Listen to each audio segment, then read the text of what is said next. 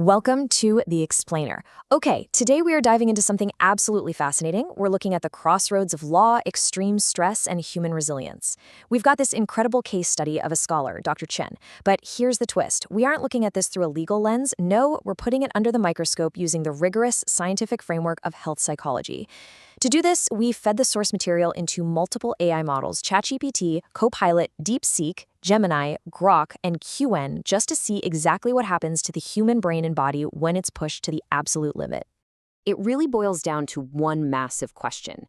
How does the human mind survive sudden, extreme institutional isolation without completely breaking? Just imagine it for a second. Your entire life, your freedom, your social circle, your professional identity, just stripped away overnight. And it's replaced by this environment of total uncertainty and really intense scrutiny. For most of us, that would trigger a complete psychological collapse. But as we'll see, in certain cases, the mind finds these incredibly complex ways to build armor and fight back. So to really wrap our heads around how this works, we need to anchor this explainer in established science. We'll be using what's called the Biopsychosocial model. Now, this is a foundational framework in health psychology that basically says, hey, our health or our illness isn't just biology. It's a deeply intertwined mix of biological, psychological, and social factors. And this is the exact lens our AI models used, and it shows us how a person's social environment can literally alter their biology. Here's a quick look at our roadmap for today. Number 1, the psychology of stress. Number 2, the biopsychosocial impact. 3, cognitive coping mechanisms. 4, writing as psychological armor. 5, the pathogenic institutional environment. And finally, number 6, post-traumatic growth. Let's get right into it. Section 1, the psychology of stress, from sudden impact to chronic load. When we look at how sudden incarceration triggers psychological shock, there's a really distinct progression here. It kicks off with the initial impact. That's the acute, violent shock of a sudden arrest, and it triggers a massive, massive spike in stress hormones. But as time drags on, that morphs into prolonged isolation. This is the chronic stress phase. The initial shock kind of wears off, but it's replaced by this heavy, unrelenting burden of detention. And eventually, if that cycle isn't broken, it leads straight to exhaustion, creating these really severe long-term systemic impacts on the human body. And what's really wild here are the specific stressors called out by AI models like ChatGPT and QN. We aren't just talking about everyday stress, we are talking about high-intensity triggers. The sheer unpredictability of the system basically acts like a severe psychological pressure cooker.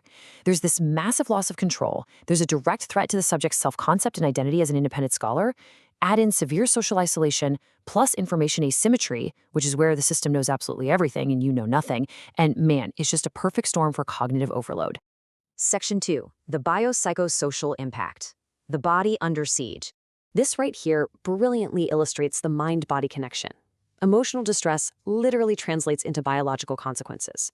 When someone experiences that deep uncertainty and loss of control, it causes HPA axis dysfunction. In plain English, that means massive, prolonged spikes in cortisol, your primary stress hormone.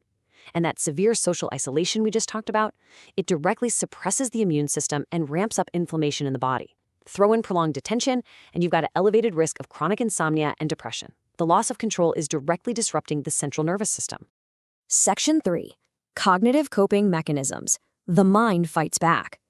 So how does a mind equipped with high cognitive resources actually fight back? Well, Copilot identified this fundamental clash of psychological models. On one side, you have the judicial system's cognitive structure. It's linear, it's rigid, and it demands absolute certainty, which naturally amplifies risk under stress. But on the other side, you have Dr. Chen. He operates with an open, complex academic mindset that relies on skepticism and systems theory. It is a profound mismatch. The system demands the simple black and white narrative, while the subject is analyzing the situation using complex, multi-layered variables. So how did he cope with that mismatch? He basically used his high-level academic theory as a biological shield against despair. He deployed 3 incredibly sophisticated steps of coping. Step 1 is problem-focused coping. He built these complex logical models to counter his situation. Step 2 is emotion-focused coping. He used cognitive reappraisal. That means he literally changed how he interpreted the threat, viewing it as a glitch in the system rather than a personal defeat. And finally, step 3, meaning-focused coping. Drawing on Viktor Frankl's theories, he assigned a much greater meaning to his suffering, making the choice to document the entire process for the historical record. Section 4, writing as psychological armor, the meta-defense.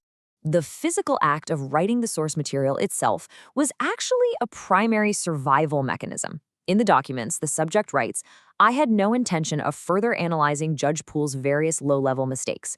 I am an independent scholar who has always focused on scientific research." This is a textbook example of what psychologists call intellectualization. By using academic framing and sharp critique, he isn't just defending a legal position, he's actively keeping his core identity and his sanity intact. He flat out refuses to adopt the identity of a victim or a criminal, clinging fiercely to his identity as a scholar. The crucial point is exactly how this works on a biological level. Gemini's clinical insight highlights the incredible power of expressive writing.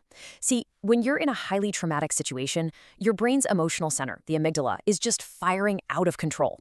It's like an engine overheating. But by engaging in the intense, structured effort of writing a deeply logical defense document, you literally force your brain activity to move away from the amygdala and into the rational center, the prefrontal cortex. This cognitive occupation acts as a physical barrier. It's what prevents total psychological collapse. Section 5. The Pathogenic Institutional Environment. Systems that sicken. Now, if we zoom out to the macro level, DeepSeek points out something really important. The rigid structures of the legal process systematically strip away a person's natural health buffers. Look at the drivers of this institutional trauma. A massive 40% is driven by the deprivation of social support, just completely cutting someone off from the people who keep them grounded. Another 35% comes from the generation of learned helplessness, which is where the system essentially teaches you that nothing you do matters at all. And 25% comes from identity stigmatization. So this environment isn't just legally punishing, it is, in clinical terms, pathogenic. It actively creates illness. But the analysis doesn't stop with the subject. Copilot brings up this fascinating point about the system's operators. Judicial personnel themselves operate under immense institutional stress, responsibility, and cognitive load. And what happens to a human brain under that kind of pressure? It resorts to heuristic simplifications, risk amplification, and labeling.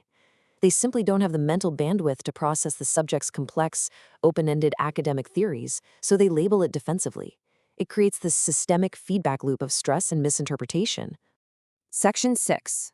Post-traumatic growth. Finding meaning in the crucible. Remarkably, extreme adversity can sometimes forge profound psychological resilience.